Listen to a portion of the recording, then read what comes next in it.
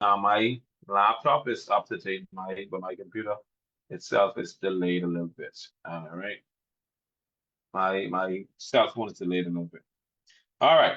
Now the story begins at the bottom, right in this area, right here where you see. Let me see if I don't know if my mouse is showing on the screen, but the story begins right here. Let me see if I can highlight it a little bit. That same area right there. That's the start of the story.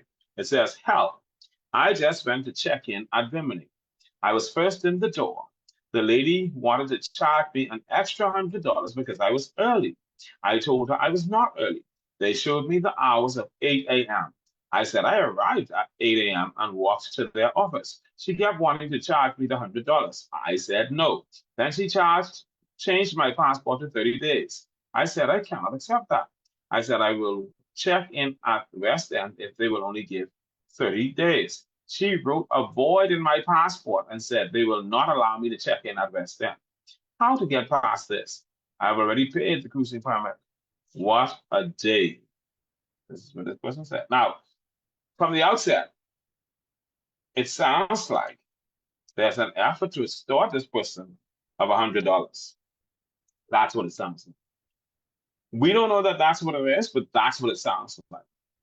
I'm curious as to whether this $100 was $100 to be paid in cash or just $100 off the credit card. Because if it's on credit card, then it's a matter of record that they received this $100. But if it's cash, then that's concerning for me because then it would mean that there is something more to the story. There's likely something to the story because persons are taking advantage of the system where they can get extra money, which is troubling. All right. Yeah, that is concerning. All right. Um, Listen to this. The person then says, after an official from Nassau called the supervisor, Alan Smith, I went back, but he held his ground and would not allow me to land. This is the update on one of the updates on the story. I asked another officer how long I had to stay out of the country, and she said, maybe a week. I said, how does this work? And the person says, we'll never go back to Bimini again. And then they come back and they say, okay, I'm going to close out the comments on this soon. Beware when you check in, is all I can say.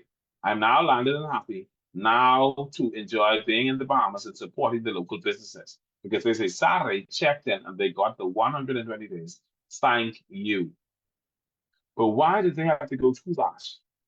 Why did they have to endure that experience?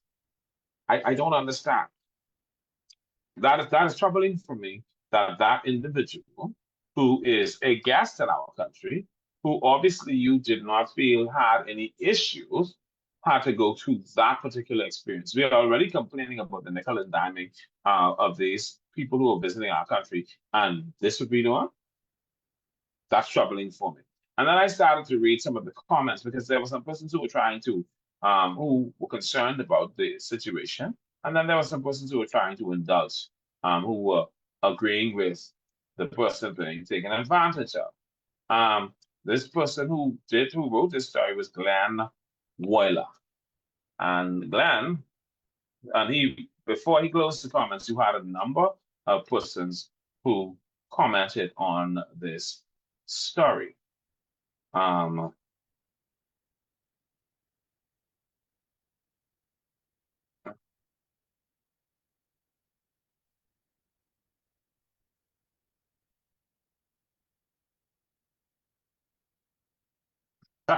Listen to this.